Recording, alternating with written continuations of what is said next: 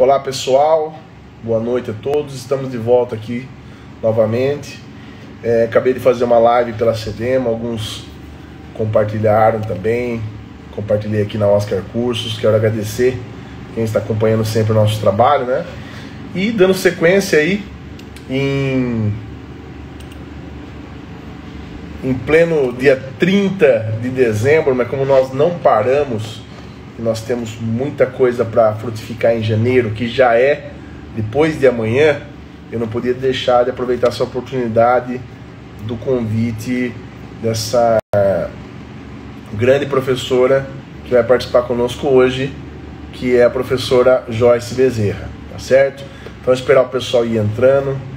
Enquanto isso, eu gostaria de fazer um apelo para vocês.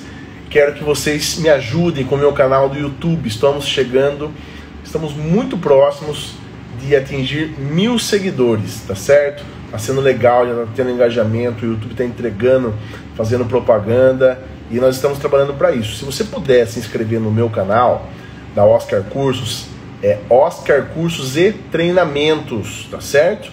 Oscar Cursos e Treinamentos. Você pode estar ali se inscrevendo. Ativa o sininho para receber as notificações quando eu postar vídeo novo. E em janeiro eu vou postar vídeos todos os dias. Eu estou acabando as gravações e vou lançar até o final do mês um curso completo de Tribunal do Júri, tá certo?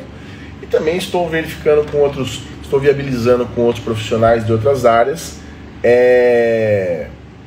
sobre nós fazermos cursos específicos, né, de outras áreas que eu não atuo, mas que as pessoas precisam do trabalho, que é uma área muito solicitada ainda pelos alunos, então teremos muita novidade. Então, por favor, me ajuda, entra lá no Oscar Cursos e Treinamentos no YouTube, se inscreva, ativa o sininho e dá um like. Se você colocar o seu like lá, eu vou saber que você está gostando do conteúdo. Se tiver alguma dúvida, nos siga aqui também no Instagram, tá certo? Nos siga no Instagram. Estou tentando aqui mandar o convite para a professora Joyce. Vamos lá. Vamos ver se... Ah, lá entrou. Boa noite, professora Joyce. Seja bem-vinda. Tudo bem? Boa noite, mestre. Tudo bem? Tudo bem. Cansado, porém feliz por estar falando aí com você. Eu falei aqui pro pessoal antes de você entrar que o ano já foi agitado bastante, né? E em pleno dia 30 estamos aqui fazendo uma live, mas como o direito não dorme, que é uma das frases que nós aprendemos já no primeiro semestre da graduação, de fato não dorme, né? Acabei de fazer uma live, vamos fazer uma agora.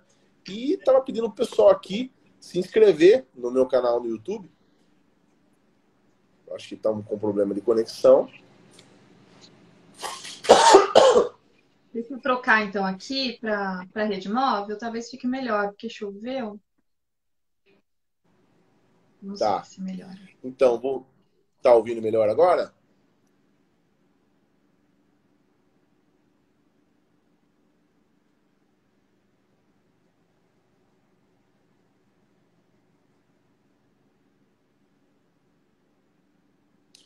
Por conta das chuvas, estamos com problemas de conexão.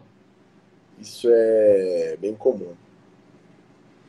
A Elis está falando que está ótima, mas é de quem? A minha, o meu áudio, o meu que está oscilando, olha só. Ela saiu. Vou esperar ela voltar. Que para mim é o dela que está com interferência, né? Enquanto isso, agradecer o pessoal que está entrando, muita gente que eu não conhecia, e eu fico feliz de tê-los aqui, né? De estar compartilhando. A Joyce saiu um pouquinho. Opa, ela mandou solicitação. Vamos lá.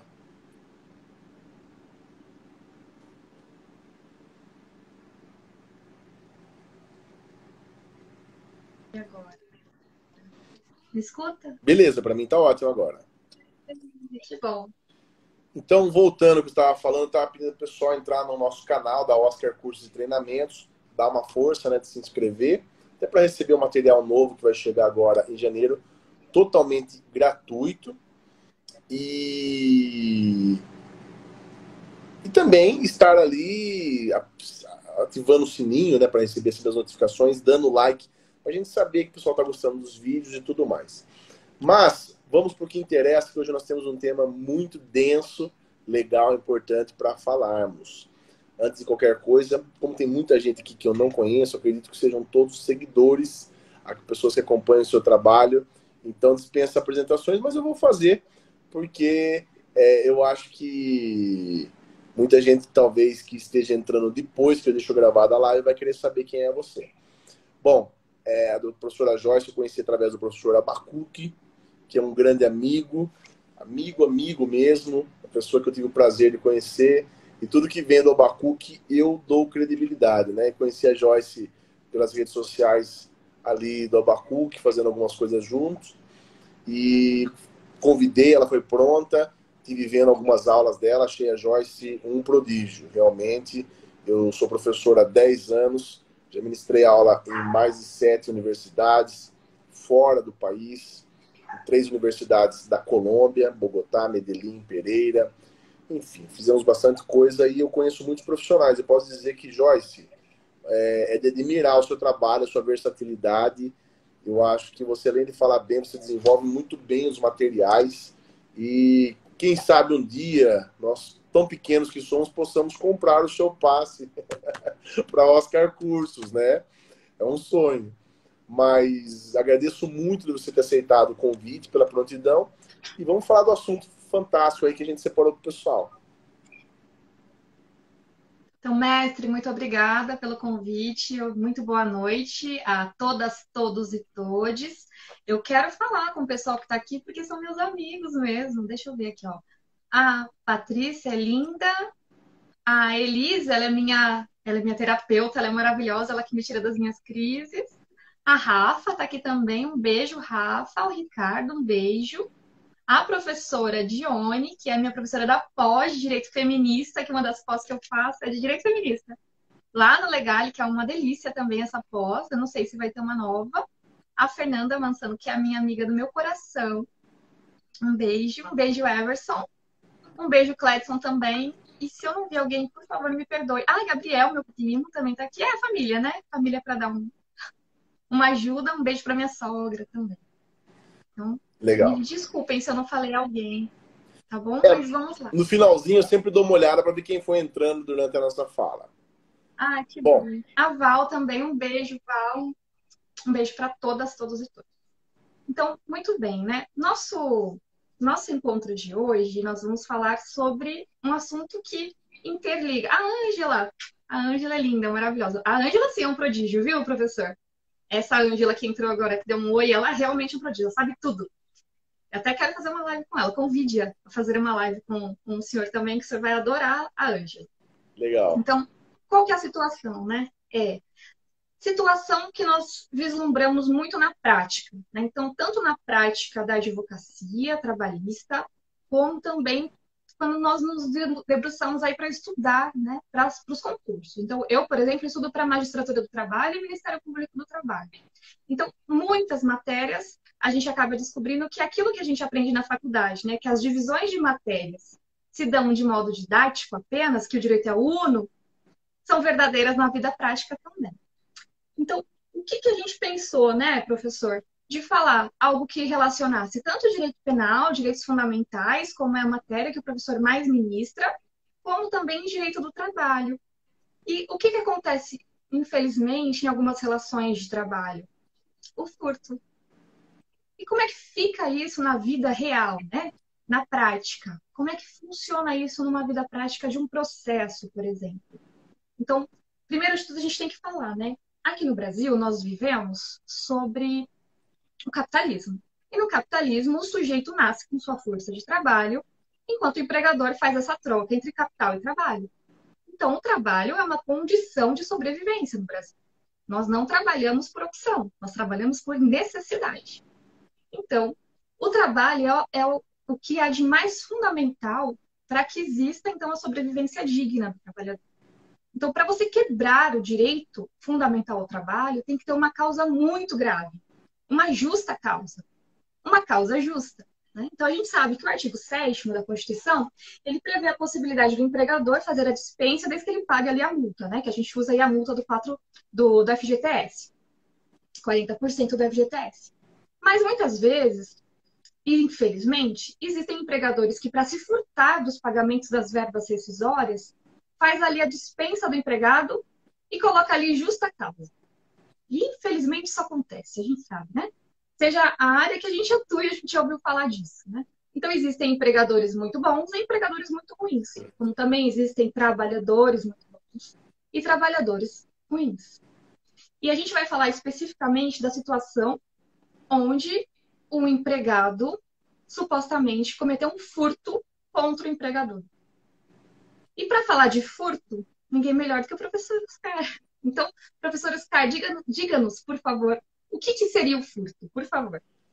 Eu vou fazer a leitura aqui do dispositivo legal, por isso que eu estou olhando aqui na tela do meu computador. Antes de qualquer coisa, é uma situação complicada, porque no Brasil nós temos passado, nos últimos anos, na verdade eu acho que desde o mensalão, desde a operação do mensalão e várias outras operações feitas pela Polícia Federal, que vêm sendo instauradas, deflagradas, aliás, no Brasil, e acabou virando uma questão que até quem não é do direito sabe falar, né? É incrível como hoje qualquer pessoa sabe o nome dos ministros do STF, sabe sobre habeas corpus, sobre liminar, ou seja, isso eu acho lá algo interessante. Por outro lado, essas informações chegam pela mídia, e a mídia não tem um compromisso jurídico.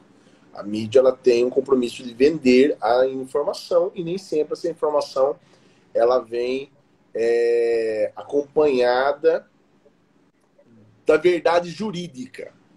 Vou até repetir, da verdade jurídica. Então, nós que somos do direito, eu sempre falo para os meus alunos quando eu começo a dar aula. Acredito que a maioria deles, no início, até tem um pouco de rejeição à minha pessoa e depois acabam se afeiçoando. Por quê? Porque eu chamo muito eles na responsabilidade. Eu falo, se vocês tiverem a mesma opinião que qualquer pessoa teria numa mesa de bar, não precisam fazer faculdade de direito. O senso comum, ele tende a ser burro. O senso comum, e não ter o senso comum é muito difícil, é um preço muito alto que nós pagamos.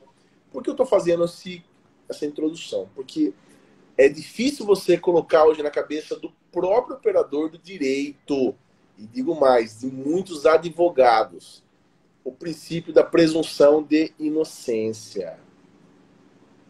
Dizer que uma pessoa, por maiores que sejam as evidências, ela não pode ser considerada culpada antes do trânsito em julgado de uma sentença penal condenatória. O que significa isso? Enquanto não estiver um carimbo, propriamente dito, um carimbo ali no processo, dizendo certifico e dou fé que a decisão transitou em julgado, é colocar uma pedra em cima do assunto, ou seja, não há mais recursos disponíveis no sistema processual penal no Brasil que estejam disponíveis. Todos que podiam ser utilizados já foram. Agora a decisão será cumprida, ok? Ok. Quando nós falamos de crime e tentamos julgar o crime com a nossa questão moral, as injustiças acontecem. É aí que acontecem as injustiças. Até porque eu ouvia muito uma frase de um professor meu na graduação, e hoje, depois de 15 anos advogando direito criminal, 15 anos frequentando presídios, centros de ressocialização, eu fui membro do IDDD aí na capital, onde eu dava aula em presídios junto com o Instituto, fui membro do IBCCRIM, ou seja, a gente conhece o que eu estou falando, eu sei o que eu estou falando. Meu professor tinha razão. Existem duas justiças no Brasil. Uma para o rico, branco, e outra para o pobre, preto. Eu achava isso muito forte. E hoje, lamentavelmente, eu vejo que ele tem razão. Cada dia mais eu tenho razão. Hoje, acabei de ver uma decisão fresquinha que acabou de sair. O ministro do STF, que não costuma... Do STJ, desculpe. Que não costuma dar conceder a ordem, nem no julgamento colegiado deu uma liminar para soltar um preso que foi preso por extorsão porque ele tem problema de saúde. É direito, mas não é qualquer um que consegue. São pontuais. Trazendo isso para o nosso assunto, o furto é uma questão que passa muito pela questão moral. Ou seja, mesmo que não fique devidamente comprovado durante a fase investigatória, no inquérito policial, quanto mais no processo, a pecha, a estigma de eventualmente alguém ter se apropriado, se apropriado não, que aí nós vamos levar para apropriação indébita, ter feito a inversão da posse, tomado algo que não é dele e trazido sem o consentimento do possuidor de direito, isso daí já manchou a pessoa. Ou seja, ladrão não tem vez, não tem como. Eu falo como quem conhece o pós-cadeia, o pós-processo. Cada tipo de passagem vai trazer uma estigma para o acusado ou para a pessoa que já cumpriu a pena. E coisas relacionadas a furto, a confiança, nunca mais se restabelece. Nossa, Oscar, por que toda essa volta? Porque imagine isso no ambiente de trabalho. Quando o empregado está dentro do ambiente de trabalho, ele tem acesso a tudo ou boa parte do patrimônio da empresa, do patrimônio pessoal do chefe, dos patrimônios dos familiares, ao patrimônio dos colegas.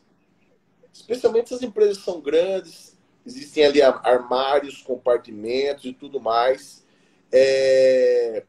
Existe toda essa questão da confiança.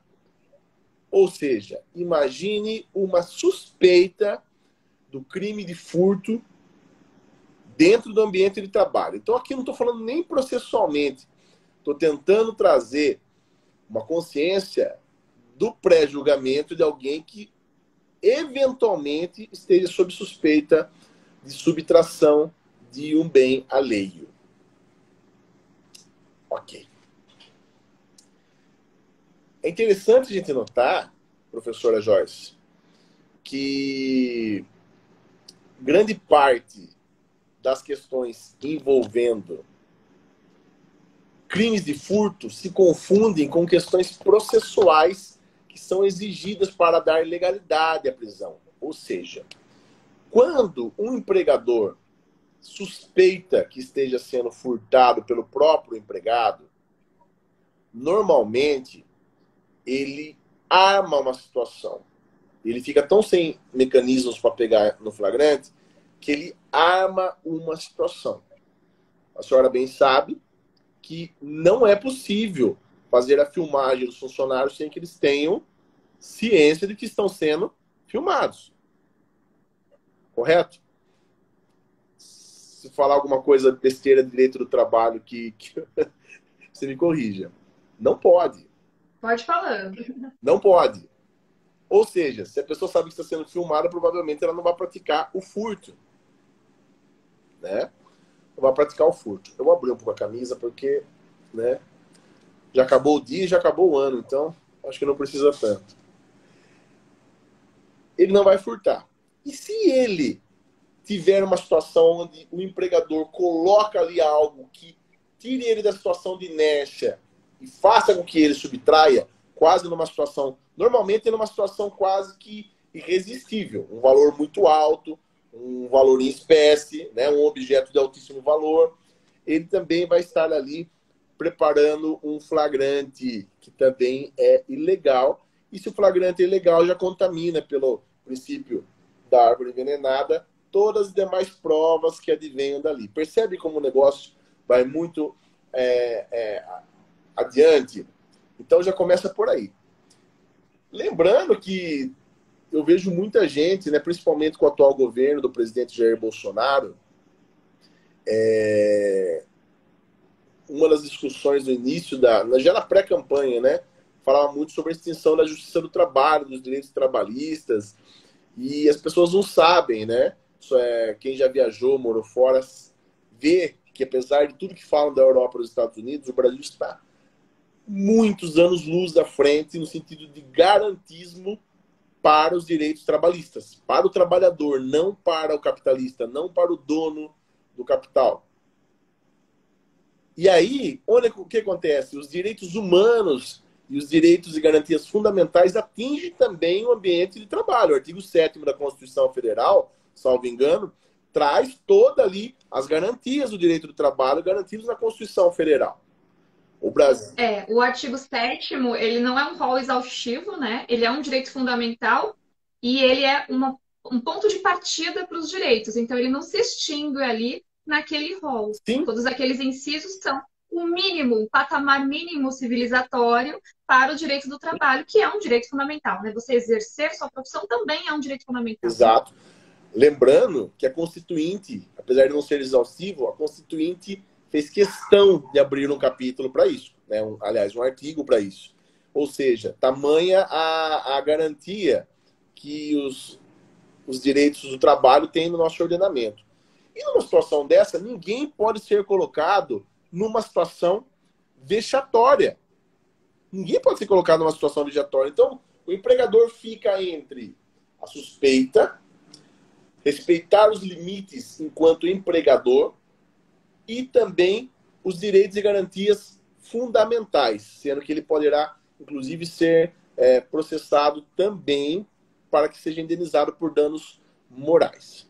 Eu quero fazer leitura aqui do crime de furto, que está escrito no artigo 155, né, 155 do Código Penal, que diz o seguinte: a conduta é descrita da seguinte forma: subtrair para si ou para outra em coisa alheia móvel, pena, reclusão de 1 a 4 anos. Então veja a situação. Com a Lei 12.403 de 2011, houve uma alteração no Código de Processo Penal e todos os crimes cuja pena máxima seja de até 4 anos, que é o caso do furto, e que não envolva violência ou grave ameaça contra a pessoa, é o caso do furto, que o furto é diferente do roubo, não é empregado violência ou grave ameaça. O furto existe ali simplesmente a subtração, pode ser com destreza, pode ser com várias situações que agravam, mas não há violência ou grave ameaça à pessoa. O furto, então, pode ser, se simples, passível de arbitramento de fiança pela própria autoridade policial. Está me ouvindo, Jorge? Tô ouvindo, pode continuar, professor. Ou seja, se for um furto simples, a pessoa é primária de bons antecedentes, não tem absolutamente nada que pese contra ela até aquele momento, tá, né, aquela situação, a autoridade policial arbitra uma fiança e ele é liberado para que responda ao processo em liberdade. Beleza. Se passar de pena máxima de 4 anos, o que acontece? A autoridade policial já não pode arbitrar fiança. Fica a critério do magistrado, que receberá o flagrante, e ouvido obrigatoriamente o Ministério Público. Oscar, por que você está falando isso? Vamos lá. Subtrair para si ou para outra em coisa alheia móvel, pena, reclusão de 1 a 4 anos e multa. Ok, acabei de dizer que é simples, de forma tal que a própria autoridade policial poderá soltar. Agora veja... Mas isso para o caput, né? Para o a gente caput. não está falando de um... O problema é que no ambiente do trabalho...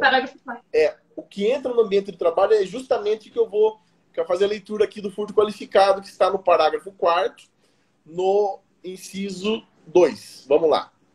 Diz o seguinte: a pena de reclusão de 2 a 8, olha só, foi para 8 anos, e multa se o crime é cometido, vou ler direto o inciso 2º, com abuso de confiança.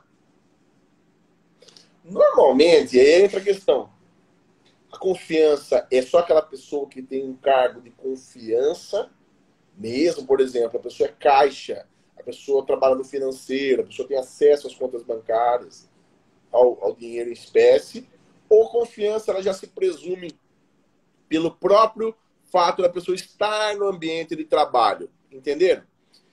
Então, o furto no ambiente de trabalho ele toma uma proporção que as pessoas, muitas vezes, não imaginam. E se tratando de coisas que são retiradas paulatinamente do ambiente de trabalho, nós vamos ter ainda a figura do artigo 71, que é a continuidade delitiva. Olha que situação. Então, além do furto com abuso de confiança, insira a qualificadora na forma do artigo 71. Então, a denúncia vai vir lá. Antes exposto, denuncio fulano, ciclano ou beltrano, como em curso no artigo 155, parágrafo 4º, inciso 2º do Código Penal, na forma ou combinado com o artigo 71, que pode aumentar de 1/6 até a metade. Ou seja, olha a proporção que dá essas retiradas paulatinas, né? Um dia leva um pouquinho, no outro dia leva mais um pouquinho e tudo mais. Então, assim, foi uma pincelada que eu fiz aqui na introdução, só para a gente falar do aspecto penal. Eu sei que eu falo bastante, mas é só para a gente aproveitar o máximo possível o nosso tempo. Muito bem. Então, a gente viu o que é o furto, né? E principalmente o furto qualificado pela confiança, que normalmente ela existe numa relação de emprego, né? Entre empregador e empregado. E a gente pode pensar para a nossa seara da vida real, né? Que existem as duas vertentes que a gente pode imaginar. Tanto a do empregador que só, né, dispensou o empregado por justa causa para se furtar de pagar as verbas rescisórias, né, que são 40% de fundo de garantia, da multa, os dias, aviso prévio proporcional. O que mais, professor Oscar? Lembra? Saldo de salário, férias proporcionais, 13º proporcional. Então, existe o mau empregador. Vamos falar do mau empregador. Então, o mau empregador faz a dispensa do empregado e fala, dispensa por justa causa. O empregado diz, o que eu fiz? Justa causa. E muitas vezes fala para ele, você está roubando, né? O empregador não sabe os termos jurídicos, você está roubando a empresa. Aí coloca lá, justa causa. E manda embora, então, para casa, vai para casa, justa causa.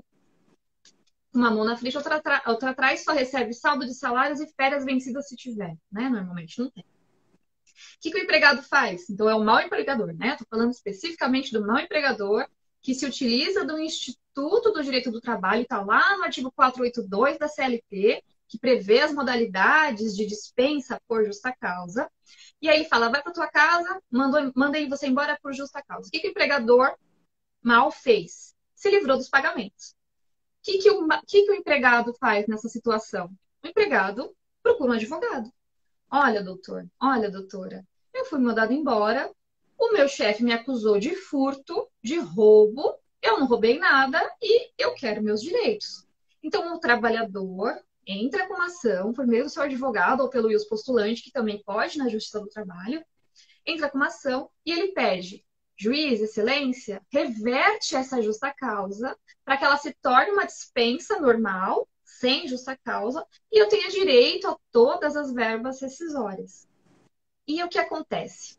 Aí o mau empregador contrata um bom advogado. Mas ele só é bom, né? Ele não é ótimo, ele só é bom. E aí o bom advogado pega o processo, a gente vai fazer sim, a gente vai fazer uma contestação e vai ser mantida essa justa causa. E ele faz lá a contestação dele e é mantida a justa causa. O advogado bom fala para ele, né?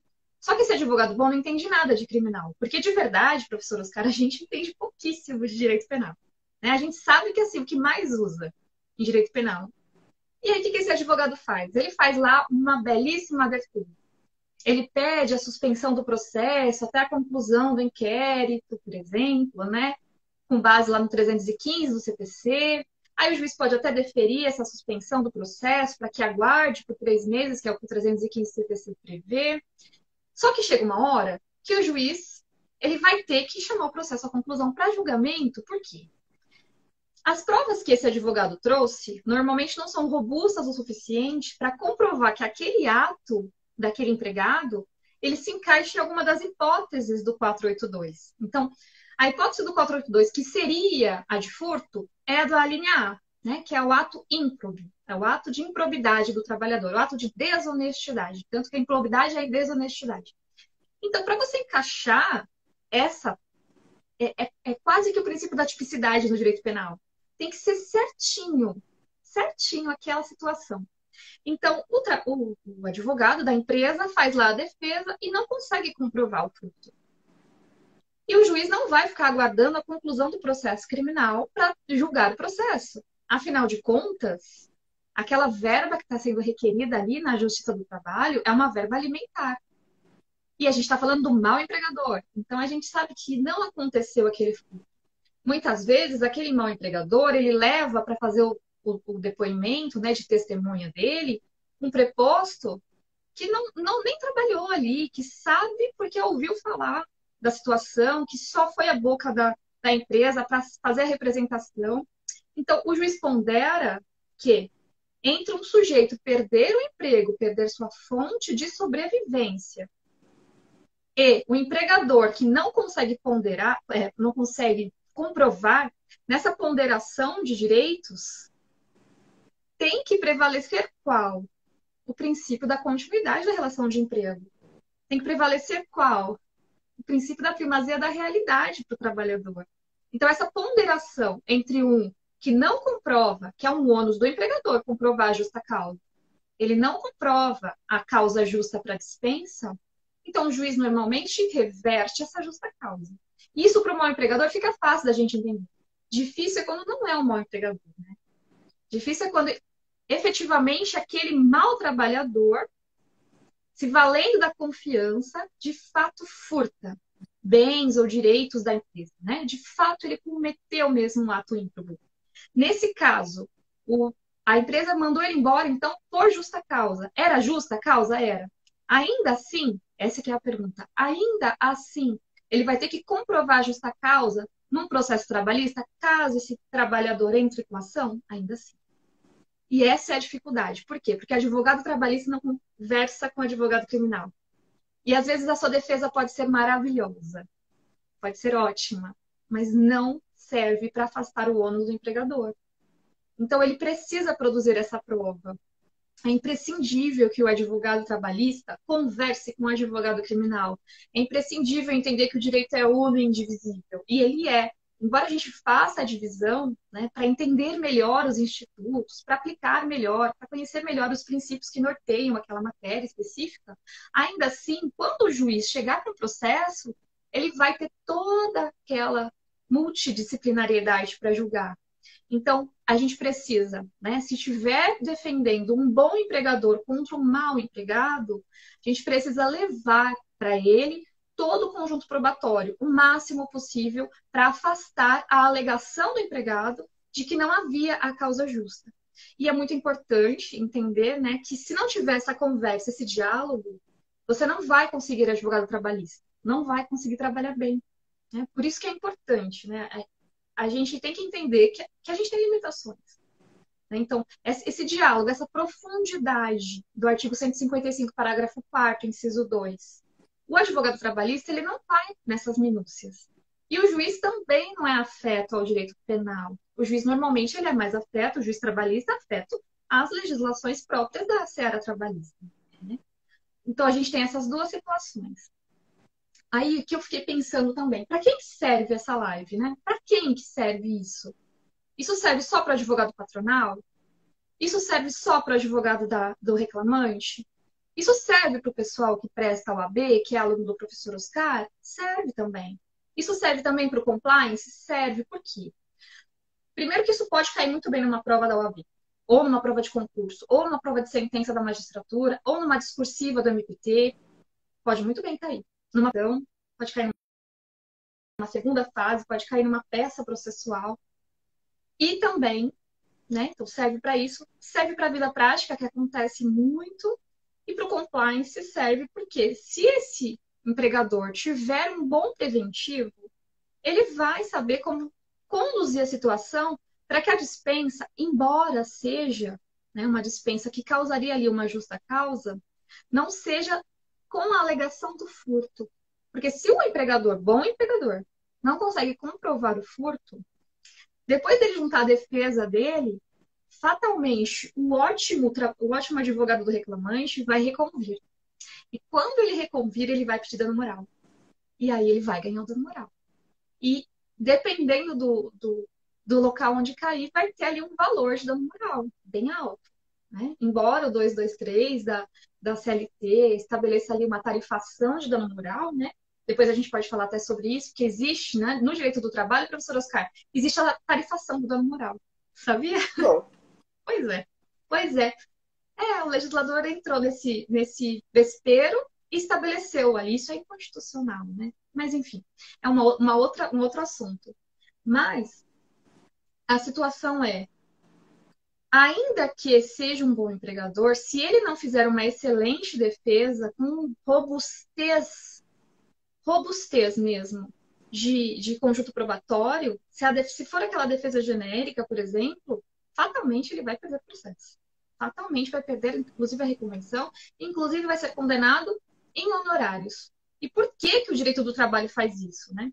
Embora seja uma Constituição social e cidadã, eu acredito, né, fundamentada em muitos doutrinadores, que existe um equilíbrio entre o capital e o trabalho na Constituição, não pendendo para nenhum dos lados.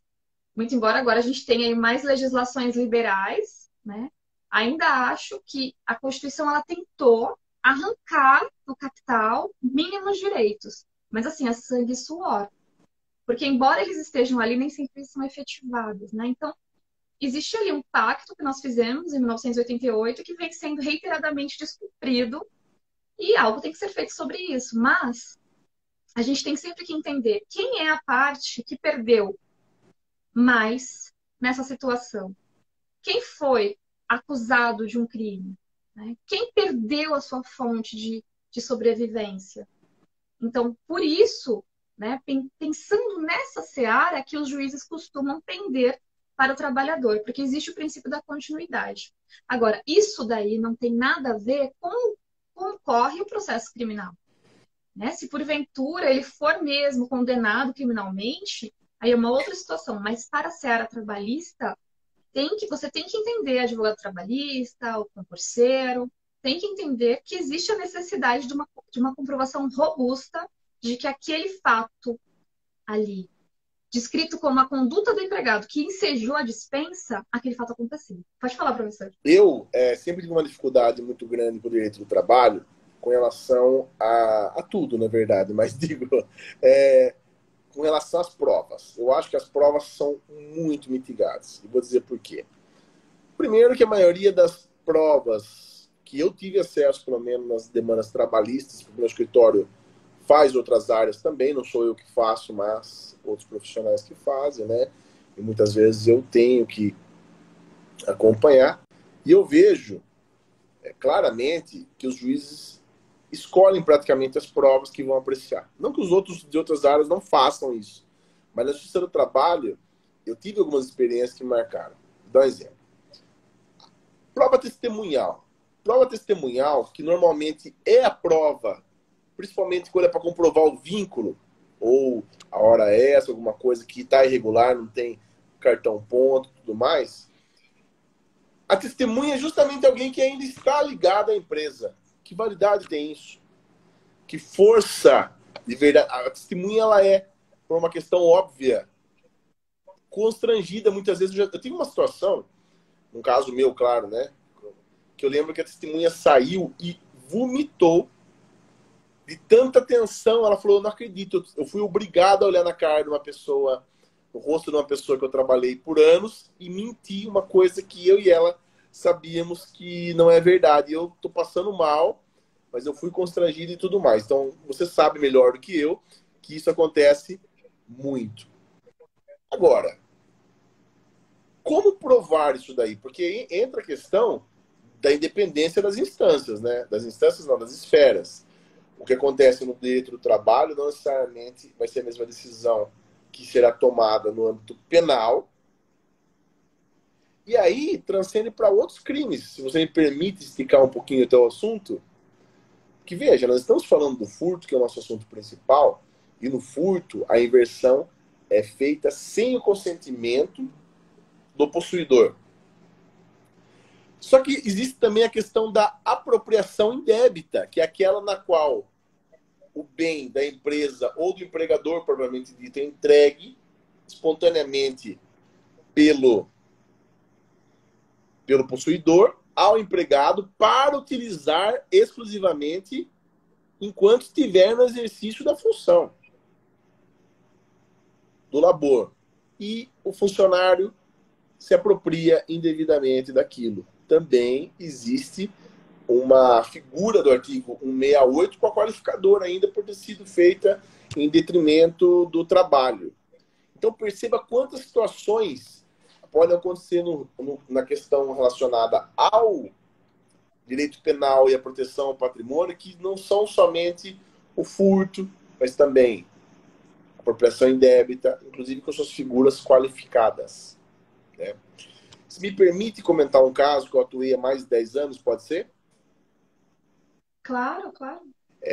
Quando eu vou mencionar casos que eu atuei, para que não haja uma quebra de ética, eu sempre costumo mencionar. Normalmente, são casos que são antigos. Esse caso meu, por exemplo, foi há mais de 10 anos. É um caso que correu em segredo de justiça e já está resolvido. No meio da tarde, uma pessoa me liga e fala: olha, a minha esposa teve um problema, ela era caixa de uma empresa e ela foi filmada furtando. Tinha muito dinheiro, ela ficou desesperada ali com muito dinheiro, viu que estava filmando, mas ligou a tecla F, né? Pra não falar outra coisa. Ligou a tecla F, deu uns 5 minutos nela e pegava o dinheiro e ia jogando. Ia colocando e tal, tal. Só que ela sumiu do ambiente ali, apareceu depois de 2 dias, e aí quando ela me ligou, só que 2 dias depois, é evidente que a situação de flagrância já foi, não tem mais flagrante.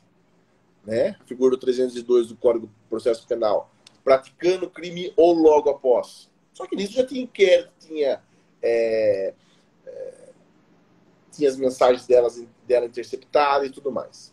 Bom, qual que foi a situação? Ela confessou. Falei, o que você vai fazer? Ela falou, não, eu devolvo o que sobrou do dinheiro. Ou seja, a restituição, ela gera, não uma extinção da punibilidade, mas gera já uma causa de diminuição de pena. Foi lá, eu orientei ela a confessar, porque naquele caso compensava, porque não tinha como negar a autoria mesmo. E no final de tudo, quando foi oferecida a denúncia, condicional do Ele processo, está travando ela cumpriu. para vocês? Eu Não, acho que está travando. Vocês conseguem? Não? não, para mim tá legal. É. Não, tá bom.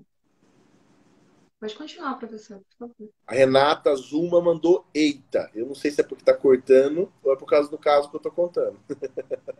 É um caso que você está contando. Renata Zuma é um caso que você está contando. Ah, falou que travou.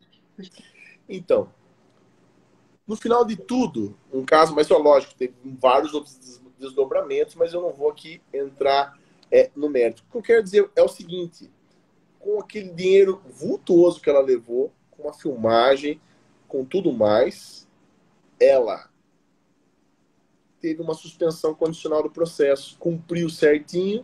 O que aconteceu? Extinguiu a punibilidade. Oscar, por que você está dando esse exemplo? Para mostrar que muitas vezes os danos trabalhistas eles são mais enérgicos do que os próprios danos penais. Na minha opinião, sem sombra de dúvida,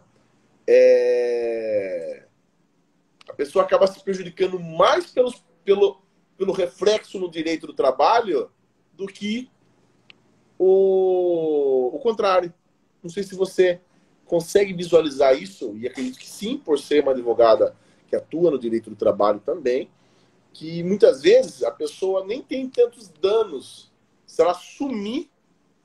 Veja bem, não é um incentivo aqui ao crime, como eu acabei de colocar, existe a qualificadora do abuso de confiança, se for feito várias vezes, né, paulatinamente, entra na continuidade delitiva do artigo 71, mas o que eu quero dizer é que no final de tudo, a mácula de sair do emprego com a estigma de que furtou dentro do ambiente de trabalho nunca mais vai sair. Me parece uma tatuagem no rosto, né? Não sei se você concorda comigo. Ah, sim. Isso falando de como fica a imagem dessa pessoa, né? Também tem a situação que ela perdeu completamente sua fonte de sobrevivência. Mas nesse caso, ela deu causa, né, para a extinção da relação de trabalho. Ela tinha uma confiança e ela perdeu essa confiança. Então, nesse caso, a dispensa dela é por justa causa. O empregador pode ou não usar essa prerrogativa para fazer a dispensa dela, né? Quando acontece essa situação assim, normalmente, né, teria que ser uma aventura jurídica, mas normalmente a parte não procura um advogado para reverter essa justa causa, porque ela confessou, né? O que a justiça tem se debruçado para analisar é quando o reclamante, o trabalhador, ele contesta a justa causa, né? Então ele diz, olha, eu não furtei nada. Ele está me acusando de modo injusto. Eu nunca furtei nada da empresa. Então, é esse tipo de... Isso é muito comum na justiça. Porque, infelizmente, como eu disse, não é a maioria, mas existem aqueles empregadores que realmente cometem esse ilícito de fazer a dispensa e dizer, você está furtando, só porque está desconfiado. E a gente sabe, né? A nossa raiz colonial, que nós temos aqui no Brasil, inegável, a gente sabe de quem é que se desconfia. Sempre do elo mais fraco, né? Então, como se desconfia desse, esse é contra quem há a desconfiança e é esse que perde sua fonte de sobrevivência. Então, é esse tipo de coisa que a Justiça do Trabalho não admite. Ela não admite que você é empregador ruim, né? Manche a classe dos empregadores, né? Embora você não seja a regra, mas você mancha a classe dos empregadores e faça ali, até num dumping social, né? Para evitar mesmo pagar verba trabalhista, para evitar mesmo pagar verba rescisória, faça ali a dispensa do empregado e alegue qualquer coisa ali e depois diga, é porque você furtou. Então, o empregado que perde seu emprego, o bom empregado, ele tem direito de saber qual é a razão da sua dispensa. E se não há razão, não dá para se enquadrar no 482, que são as hipóteses de dispensa por justa causa. Aí eu lembrei de uma coisa que eu queria falar, que não tem a ver com a nossa aula, mas acontece muito. Muitas vezes o empregador, nossa aula, nossa live, né? Os trajetos de professor, eles nos acompanham. E aí, o que acontece muitas vezes? O empregador, ele faz a dispensa, ele diz para o empregado que foi por furto, ele chega na audiência e fala que foi por furto, e quando você vai ver o conjunto probatório, a dispensa se deu por indisciplina, insubordinação, que é uma outra linha, não a do 482, mas sim a H do 482. E aí o juiz fala, mais um argumento, né, para que o juiz condene, então, a empresa. Por quê? Ou você dispensou por indisciplina, ou por insubordinação, ou por furto, ou por ato ímprobo. Qual é a situação real, né? Então, muitas vezes, o conjunto probatório é muito frágil do empregador. Às vezes, nem existe. Às vezes, são alegações mesmo. Isso para o bom. E para o mal é pior ainda, né? Porque ele não tem a mesma prova. O máximo que ele faz é fazer uma juntada de um depoimento fraudulento e afins, né? Que aí comete outro crime, que é o de falso testemunho. Mas aí é outra situação. Agora, a dica que eu ia falar, isso principalmente para quem vai fazer prova, é que existe uma diferença ali na linha H do 482 entre insubordinação e indisciplina. Se alguém souber a diferença, coloca aqui no chat. Se alguém sabe a diferença do 482, da linha H, de insubordinação e disciplina. Vamos ver se alguém escreve. Coloca aí, Rafa, você que acabou de digitar. O que caiu, Rafa? Coloca aí. Quem quiser, claro, lógico, né? A diferença de insubordinação e indisciplina. Alguém colocou, professor Oscar? Se não colocou, eu falo. Diferença, não. Não? Então tá bom. Bom, perdeu um livro então, porque eu ia fazer um sorteio e ia doar o livro para quem fizesse a resposta certa. Mas eu não avisei a regra, né? Então a gente faz o sorteio ainda assim. Então, assim, existe uma diferença entre insubordinação e indisciplina. As duas situações configuram aquela situação em que o empregado ele não cumpriu uma ordem, né? Então é o desobediente. Só que quem é o empregado indisciplinado e quem é o empregado insubordinado? Tem diferença? Para o direito tem. Né? Para o direito não existe letra morta. Então, por que a CLT traria tanto o empregado insubordinado como o empregado indisciplinado ali no 482, a linha H? E aí eu, Joyce, tinha muita dificuldade de saber quando era um, quando era outro. Então eu criei um mnemônico. Então, se vocês quiserem, o mnemônico eu dou para vocês. Se o empregado, ele desobedece uma ordem que foi direcionada para ele, para o sujeito dele, diretamente para ele, empregado, empregador, empregado, empregador, direto para ele, esse ato de desobediência do empregado é uma insubordinação. Agora, se a ordem for geral e ele descumpre essa ordem genérica e geral, aí ele é indisciplinado. Tá bom, professora, eu entendi, mas como é que eu acerto isso na prova? Você vai pegar a palavra insubordinação e vai escrever o SU bem grandão. Insubordinação com SUzão. Um São e Uzão. Um S grande e Uzão. E com isso, esse SU você vai escrever sujeito. Então, se a ordem foi para o sujeito, é insubordinação. Se a ordem foi para o sujeito diretamente, é insubordinação.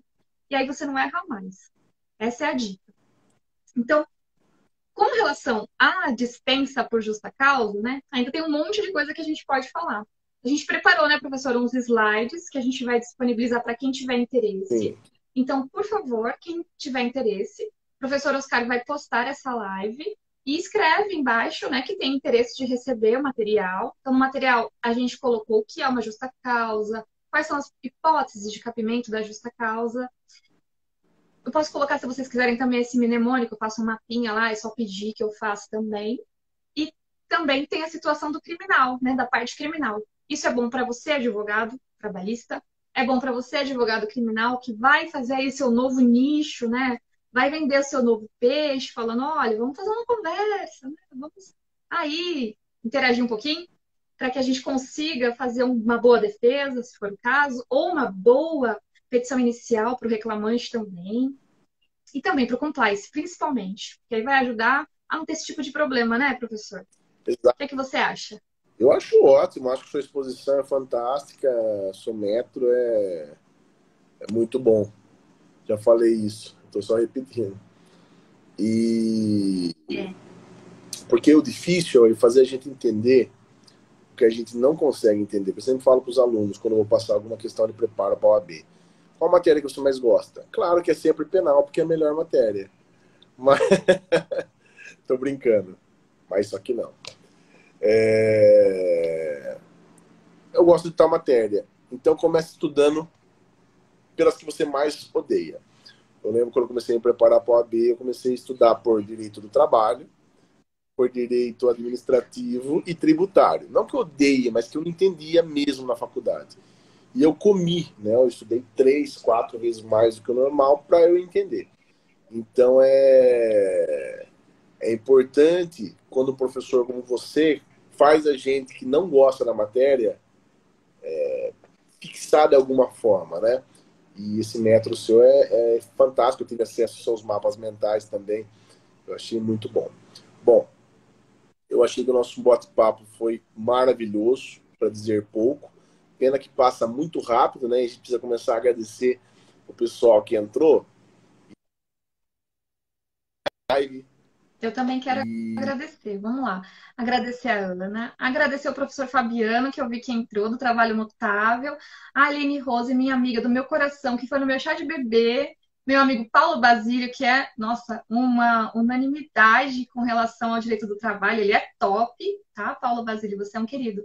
A minha amiga, olha, todo mundo, gente, vocês são lindos. Aí tem de dizer para vocês seguirem, por favor, a Agape para todos. Além de tudo, além de fenomenal que ela ainda é inteligentíssima e engraçada. Os vídeos dela são super engraçados. Os seus vídeos são super engraçados. Muito obrigada, mamãe que estuda. Muito obrigada, Renata Zuma, por ter vindo. Dan, muito obrigada. Fernanda Mansano, minha amiga do meu coração, muito obrigada. A Rafa, do Trabalhista em Busca da Posse. Deixa eu ver quem mais. A Rose que veio. O senhor Justino, um beijo. Meu amigo querido do meu coração desde a infância. A Ana Luísa, minha amiga do meu coração também. Deixa eu ver quem mais. O Luiz. Olha, Estela, minha sobrinha prima. Anderson, muito obrigada mesmo por todos. Meu cunhado, muito obrigada por ter vindo aqui, né? Gastado um pouquinho do tempo de vocês para ouvir um pouquinho de direito do trabalho, que é a melhor matéria de todas, né? Porque todo mundo trabalha, então todo mundo deveria entender um pouquinho dos seus direitos. E vamos fomentar o canal do professor Oscar, né? O canal é Oscar Cursos. Como é que é, professor? Oscar Cursos e Treinamentos? No YouTube? Oscar Cursos e Treinamentos. Nós temos o canal no YouTube. Nós estamos iniciando um trabalho virtual. Já sou professor há muitos anos, mas há um ano nós começamos no YouTube. Estamos chegando em 1000 seguidores. Também nós temos o Instagram, que é esse que nós estamos transmitindo, Oscar Cursos e Treinamentos. E peço que vocês, muitas pessoas aqui, dois aqui já se inscreveram enquanto entraram, são seguidores seus, quero agradecer aí pelo prestígio. E em janeiro vai ter muita coisa nova, material, a gente sempre está fazendo atualização. Aqui no Brasil é difícil, não, Joyce? A gente está tendo uma atualização de manhã, à tarde já desfalaram também. É muito. As pessoas não têm noção como é difícil para a gente que ensina numa lírica tão grande como o que nós vivemos. Então tem sido muito legal mesmo. Muita gente não somente ligada ao direito, mas que também é de outra área tem gostado da nossa posição. Então, se pudesse inscrever no nosso canal no YouTube, entra lá, se inscreve, aperte o sininho, ativa o sininho para você receber as novidades e dá um like nos vídeos. Tem muitos vídeos fantásticos lá que eu falo de temas polêmicos. E quem quiser me chamar pelo direct da Oscar Cursos, com dúvidas, com qualquer tipo de compartilhamento, estou à disposição. Eu quero agradecer muito que a maioria dos seguidores, hoje, aliás, dos nossos, claro, tem algumas pessoas que entraram, que são seguidores, que são amigos, que são profissionais, inclusive a Rafaela, que foi minha aluna, e depois se tornou minha sócia quando eu tinha escritório numa outra cidade também, né? No início do ano eu estava com 3. Deixa eu dar um beijinho aqui. Mandar um beijo para Lorena. Um beijo, minha princesa. Ela mandou parabéns, tia. Parabéns você, que é maravilhosa, minha É linda. sua sobrinha? É minha sobrinha. Então, É a Lorena. professora Joyce, incrível. Eu também tenho que concordar, porque realmente foi uma live fantástica. Então, Joyce, obrigado, muito obrigado mesmo pelo prestígio aí de no dia 30 aceitar um convite tão, né, um presente de grego isso daí, né? Mas valeu mesmo. Nada, imagina. Ó, vamos lá, então. Vamos fazer o seguinte. Eu separei um livro aqui para fazer o sorteio para vocês, né, que estiveram aqui na live. E o professor Oscar, ele já tinha me dito que muitos alunos, né, e muitos seguidores dele assistem os vídeos depois.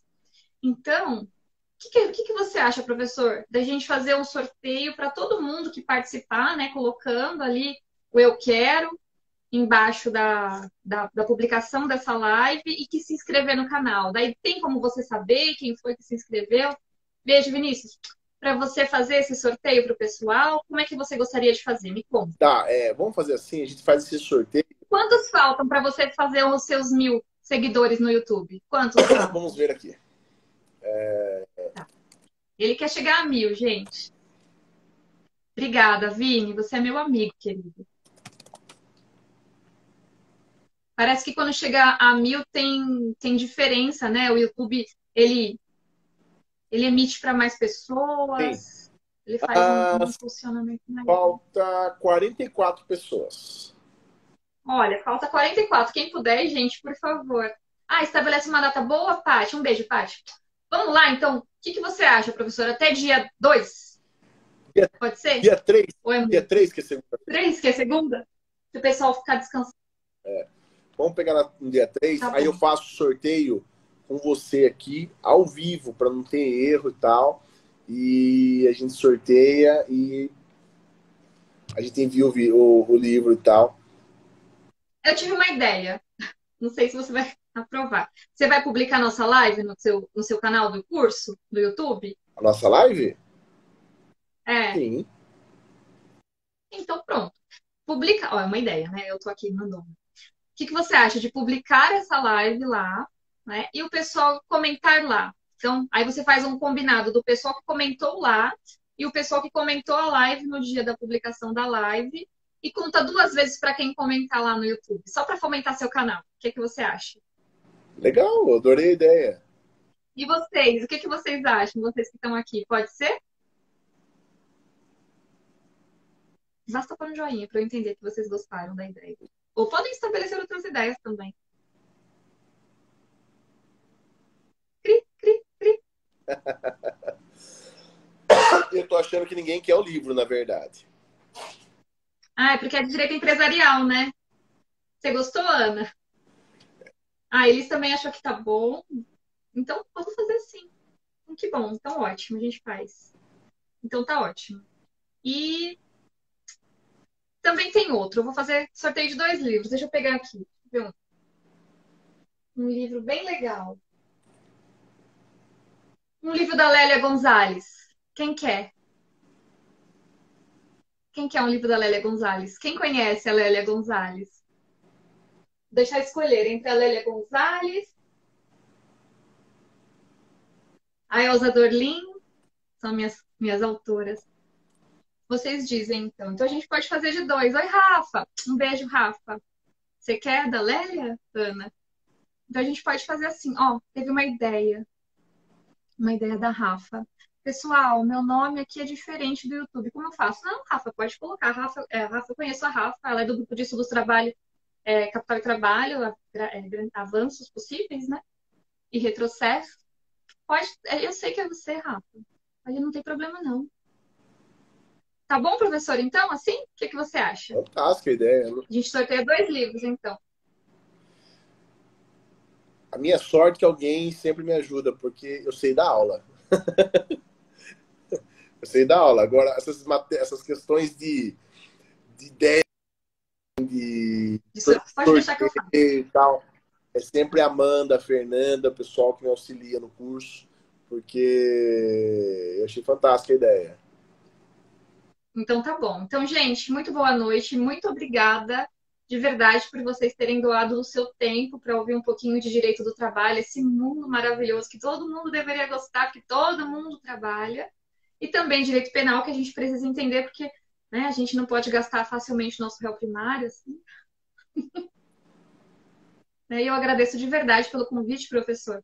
E a gente aguarda a próxima, né, para a gente fazer o sorteio para o Com pessoal. certeza, Joyce. O ano que vem nós teremos muitos projetos. Teremos não, nós temos projetos já que nós vamos tirar do papel, vamos trabalhar e eu faço questão que você esteja conosco aqui gravando as aulas, que você realmente é uma profissional fantástica. Só pelo pouco que eu vi de você aí, e pelas recomendações do professor doutor Higênio Abacuc, eu já tenho Ele é um garoto gênio. eu já tenho certeza que você tem muito a contribuir aí com o nosso trabalho. Já está desde já convidada. Então, um beijo a todas, todos e todos. Até a próxima. Fiquem com Deus. Até mais. Tchau, tchau.